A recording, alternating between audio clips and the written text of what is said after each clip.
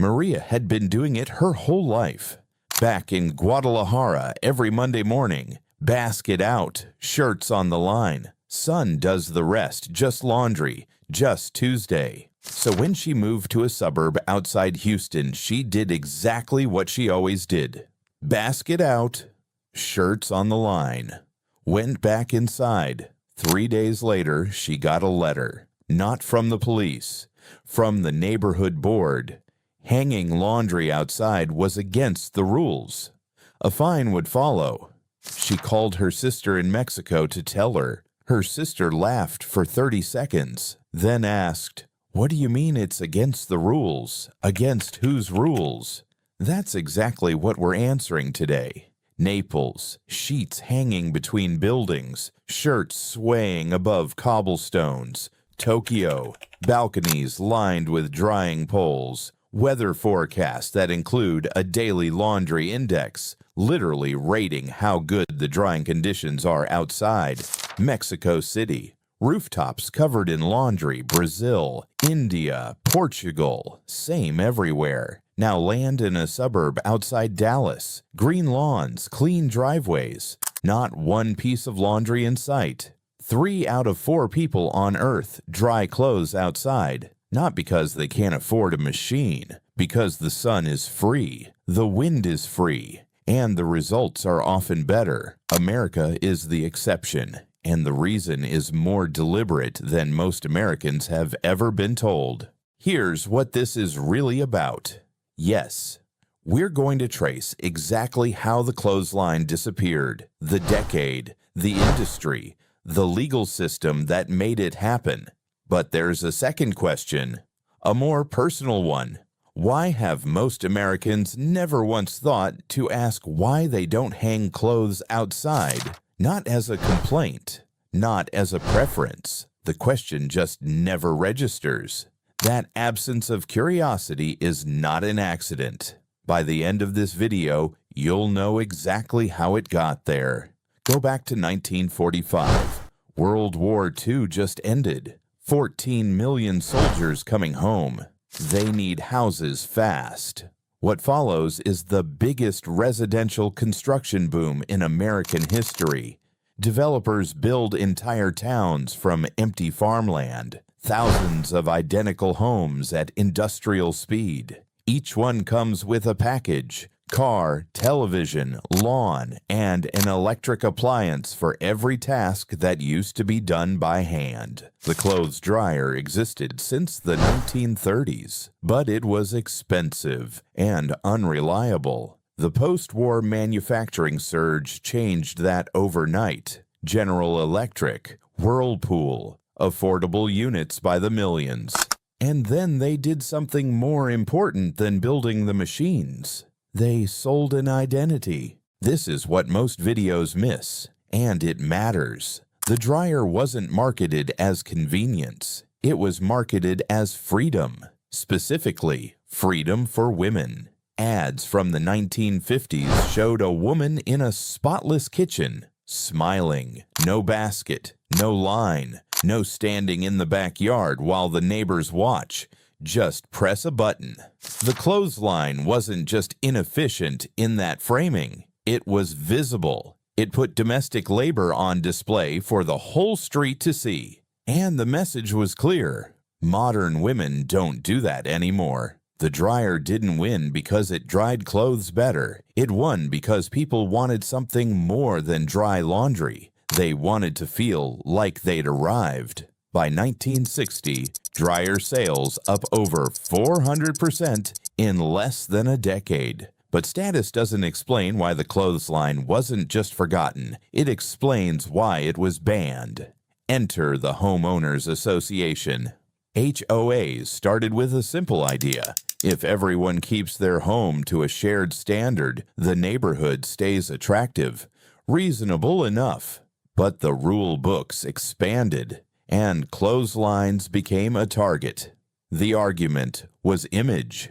Hanging laundry looked cluttered. It broke the clean suburban aesthetic. Some HOA boards went further, arguing clotheslines signaled lower income, that they implied a household that couldn't afford the alternative. Covenant documents used words like unsightly and incompatible with community standards, not suggestions. Legal obligations. Hang a sheet in your own backyard, face a fine. Today, 60 to 80 million Americans live under HOA rules. Tens of millions cannot legally hang laundry outside. Not because of any government law, because of a private contract written by a developer before they were born. Maria's letter wasn't unusual. It was the system working exactly as designed. Here's the part that should stop you completely. The countries that build the dryers Americans use, South Korea, Japan, Germany, still default to line drying themselves. Samsung and LG export dryer technology across the world. The workers assembling those machines go home and hang laundry outside. In Seoul and Tokyo, the dryer is backup for bad weather, never a replacement. The rest of the world didn't skip the dryer because they couldn't afford it. They kept the clothesline because nobody told them they had to choose. Now the cost, 300 to 400 dryer loads per year. Average American household, around 5 kilowatt hours per cycle. That's $150 to $200 a year, just to remove water from fabric. Over a 30-year mortgage, you'll spend more drying clothes than most families spend on a used car every month for something the sky does free. Dryers account for 6% of all household electricity in America, more than your refrigerator, which runs every single hour of every day. One more number. Dryers cause roughly 15,000 house fires per year in the U.S., almost all from lint buildup in vents. A clothesline has never started a fire. That lint in your trap after every cycle, that's not dust. Those are tiny fibers ripped from your clothes by heat and force.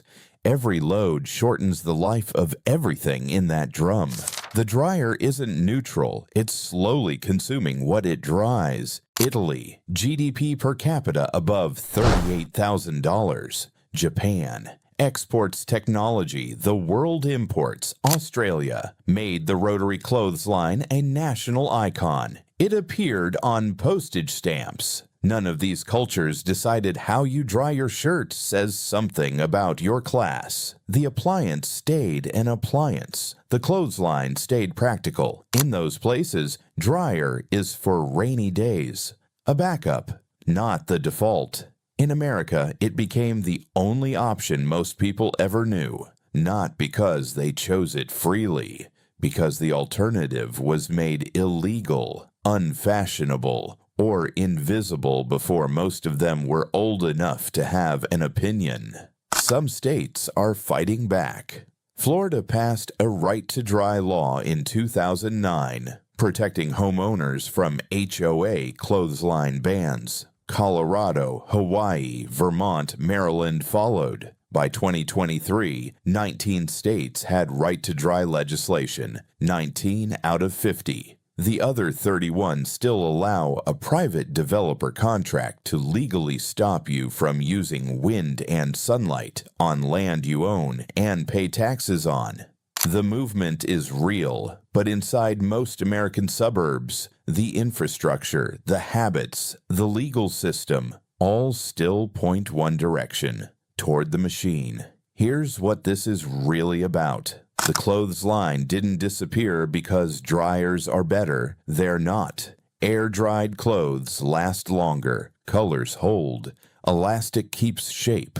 Sunlight even disinfects, something a heated drum can't do. The clothesline disappeared because at one precise moment in American history, it got reclassified. Normal became outdated. Practical became embarrassing. What everyone does became what people who haven't made it yet still do.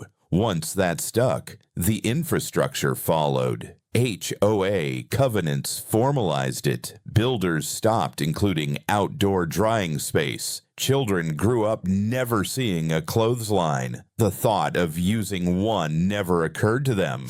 That's how Maria's sister laughs for 30 seconds when she hears about the violation letter. And that's how a family that hung laundry outside for 3 generations arrives in Houston and discovers in the first week that the most ordinary thing they do is against the rules. Not because the rules made sense, because the rules had been in place long enough that people stopped seeing them as rules at all. Most Americans have never once asked why they don't hang clothes outside. The question doesn't register. It just feels like the way things are. And that complete absence of the question is the most perfect sign that a cultural shift has finished its work. Post-war boom, affordable dryers, appliance companies selling modernity, suburbs with shared aesthetic codes, HOAs turning those codes into law, children inheriting norms they never chose, 70 years of small decisions until a rope and 2 hooks started feeling like something from another century. That's a lot of history sitting in a very small room. Do you hang clothes outside? Has an HOA ever stopped you? Or are you watching from somewhere? This whole conversation sounds completely insane because where you live, everyone just does it. If you're an immigrant, I want to hear your version of Maria's story because I know it isn't rare. Drop it in the comments. I read all of them. If this made something ordinary look different, subscribe. There's a whole series here on the hidden logic behind things Americans take for granted. Next time, we're looking at something Americans used to have everywhere, the front porch. A place where neighbors talked, kids played, and communities actually saw each other. Then it disappeared. What really killed the American porch? See you then.